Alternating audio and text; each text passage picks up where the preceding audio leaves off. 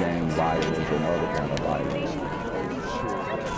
Get away! I could be at work, at school, in my car, and I can still get shot by the police. But I can get shot anywhere.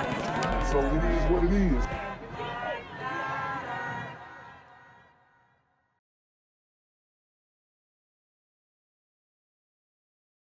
What's good, Shadow Realm? It's a Black Gen Z Mindset. Make sure you go ahead and like, comment, share, subscribe, and let's get into the video. Also following breaking news, a 14-year-old in Algiers suffers a gunshot to the hand and a graze wound to the head. The NOPD says it reportedly happened in the 1700 block of Shirley Drive. Wow, so we're back in New Orleans, and immediately we see a story of a 14-year-old shot in the head. Now, guys, as you know, I've already announced it. I'm moving all of my content to Patreon. So my videos are going to be gradually taken down off of YouTube, and I'll gradually start solely posting on Patreon, Rumble, and all the other, non-censored platforms. I will still keep content on YouTube for a very short period of time, probably like 72 hours before they can hit me with like age restrictions, copyright strike, all that stuff. It's a new strategy that I'm trying. Just trying to make this thing work out for everybody. So, you know, if you want to follow me over to Patreon, that's fine. If not, then that's cool as well. But just know once I stop posting on YouTube like that, then you'll know where I'm at.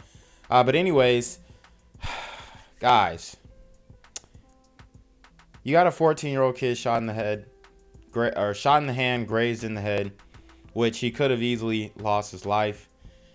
And there's not really much talk coming from the community about this. Why? Because it happens so often, it almost becomes the norm, or it has become the norm. The NOPD says the teen arrived at a hospital with those injuries.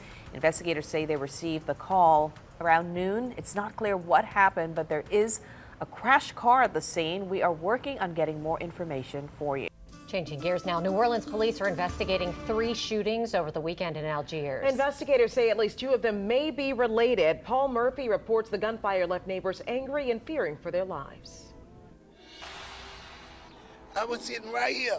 Saturday evening, Anita Davis was sitting outside her Tullis Drive home in Algiers. Okay, so first of all, you're really not supposed to be sitting on those electrical boxes there, but you know, with her grandchildren. See where the tape at?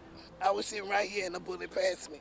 She says all of a sudden they found themselves in the middle of a gun battle between 2 groups of young people. Bullets coming from this way. Of young people? No. These are super teen gremlins on demon time. Bullets coming from this way, and we in the open field. They hit the ground and crawled to safety as bullets passed over their heads. That could have been my life and my 2 babies, innocent babies. Somebody just shooting and don't care. Saturday night around 6:30, police found an 18-year-old man shot several times in the 4400 block of Woodland Drive in Algiers. He died at the scene. Damn. According to police, the shooting may be connected to a confrontation that began in the 5600 block of Tullis. That's where Davis and her neighbor Shannon Johnson live. Don't cry. I want my baby. The gunman shot up several vehicles on Tullis, including one belonging to Johnson. We counted at least a half dozen bullet holes in her blue Subaru. Johnson says her 13-year-old daughter was walking their dog near the vehicle when shots rang out. And I mean, you can't even walk your dog. These are the conditions that the community has been pretty much enslaved to. Ever since, I mean, it's always been a thing for sure, but you know, it's just amped up so much more within the past few years, and now it's getting to the point where they don't want information like this getting out there. They're censoring, you know, these dangerous neighborhoods and or anything that covers these dangerous neighborhoods and environments, basically leaving these people to become sitting ducks. And I personally am not going to stand for it. And, you know, I know everybody on this channel is with me. When I opened the door, she just fell into my arms. I thought she was hit. She just kept saying, Mama, I saw the fire. I saw the fire from the gun. He looked at me.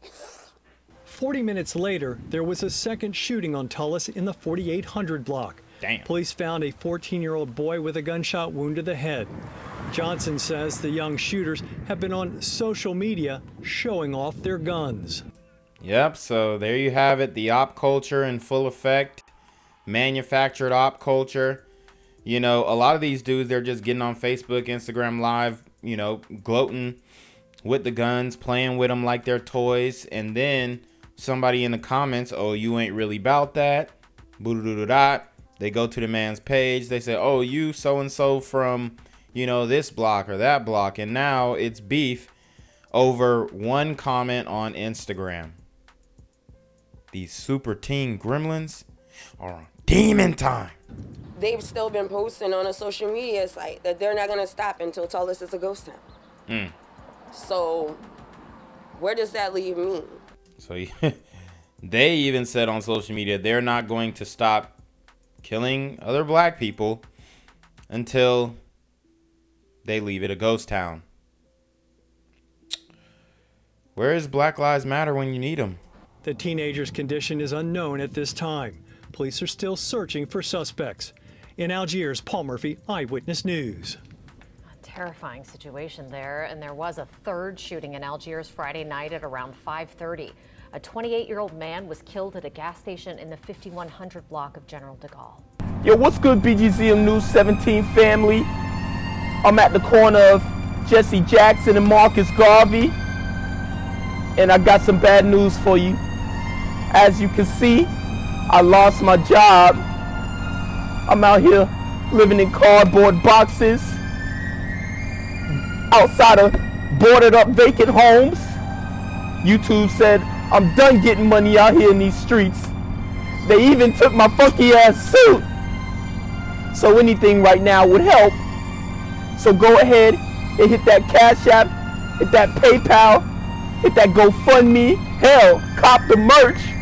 Or if you want to make the long-term commitment to the Jinquavius Jackson Fund, join the Patreon so that I can continue to put out top-notch content each and every day. Also, check out the Rumble, where there is absolutely no censorship. Link in the description box below. Hey, yo, ain't that nigga Jinquavius? Yo, I recognize. No, that's not me no more. Hey, yo, run your property. Y'all tell me what they say. Do the opposite of Antonio Brown and take What all your more shit do off. you want from me? Today, under this overpass in the Florida neighborhood, sent a New Orleans family into crisis mode. It's the family of a New Orleans chef who they hadn't heard from in about 2 weeks. Tonight, after an unusual turn of events, they are certain it's not his body that was found. WGNO's Jordan Lippincott is in the 7th Ward to explain why. Jordan.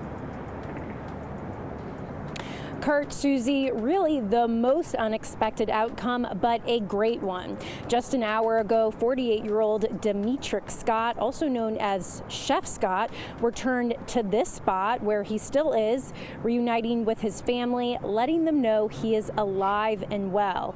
And it's been a roller coaster of emotions for the family. Earlier today, they were called to the Orleans Parish Coroner's Office this afternoon to identify the body that had been discovered this morning. They learned it wasn't him, but meanwhile, family members were telling me Scott was missing and that they were holding out hope he was alive.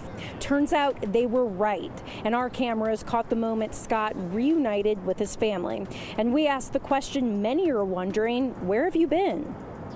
I just needed a moment, you know what I mean? Like, I work hard, I work almost 24 hours a day, so many days consecutively, and you know, I just got overwhelmed with just life and business and everything. From whoever knew me, made a post, call, search, look, think, thought, bought some food or whatever. Thank y'all so much. So they was looking for this brother, and he just kind of took a hiatus from online social media. His phone had his family worried.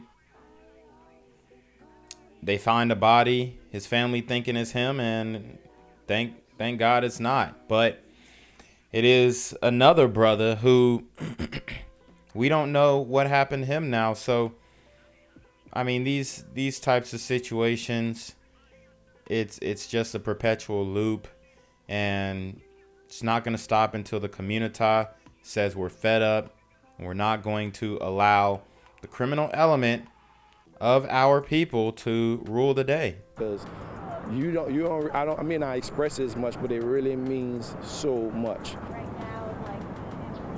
Scott says he was surprised the news of his disappearance caught on so quickly, but he says he's glad people care. And as for that body that was discovered in the 2600 block of France Road, it's considered an unclassified death pending the coroner's ruling of cause of death and positive identification. Susie, Kurt. Thank you, Jordan. What a strange story. They found him and he's wrapped. Unknown thing has happened. They found him and he's wrapped in plastic and a blanket on the video that I've seen of his body. And I'm just like, this is unreal. Questions and heartache, a New Orleans family trying to piece together their family member's final moments. A man's body was found wrapped in plastic under the France Street Bridge 1 week ago today. The family of a well-known chef originally thought it was their loved one, but tonight we're learning the true identity of that person. WDSU reporter Shay O'Connor live at NOPD headquarters with the story. Shay. She go. The family of 55-year-old Adrian Andrews tell me they just want to set the record straight on who he was as a person in hopes that someone somewhere knows something about his death.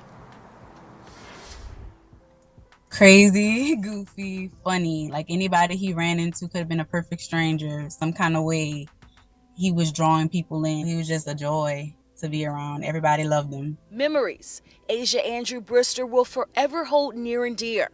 Her dad's body found last Monday morning here along French Street near Maison in the lower 9th Ward, identified by the New Orleans coroner through his fingerprints. Sadly, Asia had to see videos of her dad's body on social media. And it was literally a body on the ground and laid on top, like wrapped in plastic, and the top half is like white. So it was like on a sheet, but you couldn't see a face. You couldn't see the top half of the body. It was wrapped up, but you could see feet. Asia, who is Andrew's only child, says sadly his story was overshadowed by missing chef Demietriek Scott, whose family wrongly identified him. To find out and see how he was laying out there was incredibly hurtful. It pained me. And then on top of it all, to add insult to injury, he was mistaken for a whole nother person. So I feel like we would have been notified Monday had all of that didn't go around. This woman who lives near... Yeah, man, and there's so much confusion in the community. This is why that brother was misidentified, because it's so many bodies dropping that you ain't hear from your loved one in a couple hours and they ain't answering your messages. Then you're starting to feel like, hold up now, somebody did something, or because there's just so much fear and confusion surrounding the community. Nearby says it isn't the first time a body has been found since she moved into the area just months ago. This is the second body actually been found in the neighborhood. That is so scary, and it's so close. While dealing with the fresh loss of her father and so many unanswered questions, Asia had to get through her first Father's Day without him on Sunday. It's the same answer, under investigation. It's a lot of questions surrounding his case, and I just hope I get answers sooner than later, because it'll help me, I feel like, help me come to terms with the fact that he's really gone. And Gina, another thing to note, Asia says that her dad was not considered missing at the time of his death. In fact, other family members had recently seen him just recently before his body was found. Now, according to the coroner, they tell us that his death is still under investigation. Autopsy results are still pending at this time. But if you do know anything at all about the death of Adrian Andrews, you're being urged to contact Crime Stoppers at 822-1111.